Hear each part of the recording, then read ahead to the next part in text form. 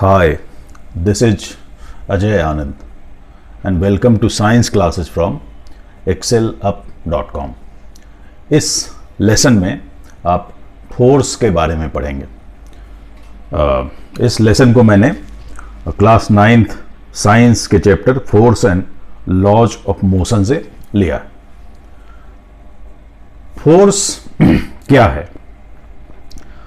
Force का effect आप अपने डे टू डे लाइफ में कई बार ही देखते हैं। हम और आप फोर्स को देख नहीं सकते हैं, लेकिन फोर्स के इफेक्ट को देख सकते हैं, उसको एक्सपीरियंस कर सकते हैं।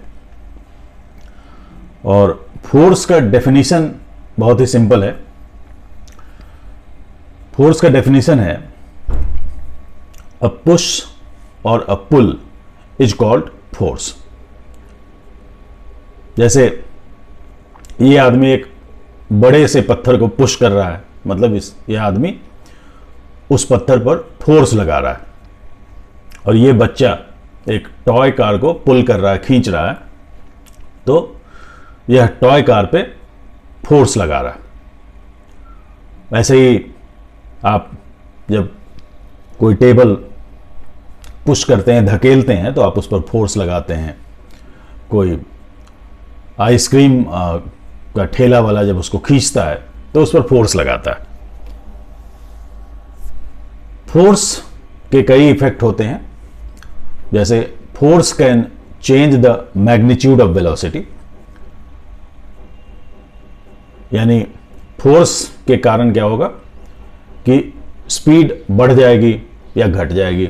जैसे कोई ड्राइवर जब एक्सेलरेटर पर पैर दबाता है तो गाड़ी की स्पीड बढ़ जाती है, मतलब वेलोसिटी का मैग्नीट्यूड बढ़ जाता है।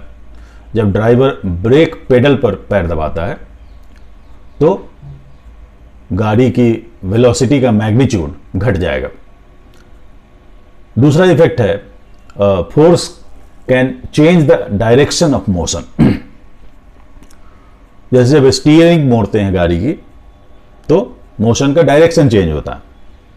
उसको और सही तरह से समझने के लिए आप क्रिकेट के गेम का एग्जांपल ले सकते हैं कि जब बॉलर बॉल फेंकता है बैट्समैन की तरफ, तो बॉल के मोशन का डायरेक्शन बॉलर से बैट्समैन की तरफ होता है। उसके बाद जब बैट्समैन बॉल पर हिट करता है तो बॉल के मोशन का डायरेक्शन बदल जाता है, वो दाएं बाएं या कहीं भी जा सकता है। Force changes the shape and size of object. जब फोर्स लगता है तो किसी ऑब्जेक्ट का शेप बदल सकता है, साइज घट सकती है, बढ़ सकती है।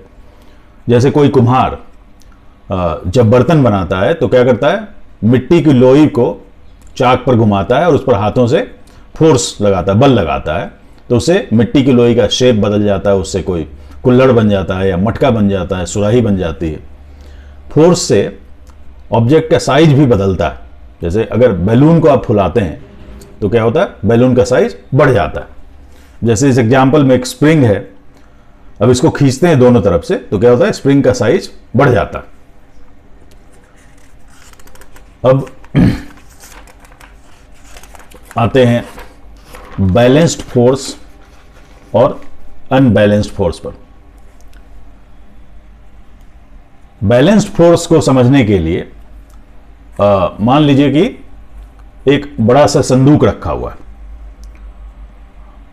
और संदूक में एक पहिया लगा हुआ, जैसा कि इसमें दिखाया गया। संदूक की दोनों तरफ एक एक हाथी बंधा हुआ है। दोनों हाथी इक्वली पावरफुल है और दोनों हाथी अपनी पूरी ताकत से अपनी ओर संदूक को खींचने की कोशिश कर रहे हैं। तो क्या होगा कि जब इस हाथी ने जो फोर्स लगाया है वो और इस हाथी ने जो फोर्स लगाया, दोनों बराबर हैं लेकिन दोनों का डायरेक्शन ऑपोजिट है, तो दोनों फोर्स का सम 0 होगा। तो जब जितने भी फोर्स किसी ऑब्जेक्ट पर लग रहे हैं उसका सम 0 होता है, तो ऐसी हालत में हम कहते हैं कि बैलेंस्ड फोर्स लग रहा है। And in case of balanced force object में कोई मूवमेंट नहीं होगा।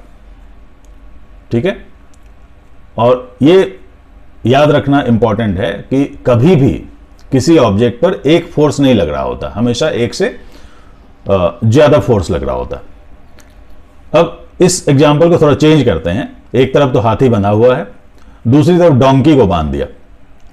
अब जाहिर है कि डोंकी का जो पावर होगा वो हाथी से कम होगा। अब जब दोनों फोर्स लगाएंगे तो डोंकी की डायरेक्शन में कम फोर्स लगेगा और हाथी की डायरेक्शन में ज़्यादा फोर्स लगेगा। तो ऐसे केस में क्या होगा कि दोनों फोर्स का जो नेट इफेक्ट होगा वो हाथी के डायरेक्शन में पॉजिटिव होगा, ये नॉन जीरो होगा।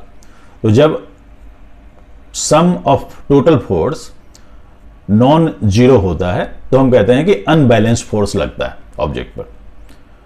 और जब अनबैलेंस्ड फोर्स लगता है तो ऑब्जेक्ट में मूवमेंट हो सकता है, जरूरी नहीं कि हो। अब जैसे मान लिया कि आप किसी दीवार को धकेलने की कोशिश करें, तो आप जो भी फोर्स लगाएंगे वो दीवार जिस मजबूती से टिकी हुई है जमीन पर, उस फोर्स के ज्यादा नहीं हो सकता, हमेशा उससे कम ही होगा। तो यहां पर जीरो फोर्स नहीं है, नॉन जीरो है, but in spite of that आप दीवार को मूव नहीं करा सकते। ठीक है, इस लेसन में इतना ही। Thank you.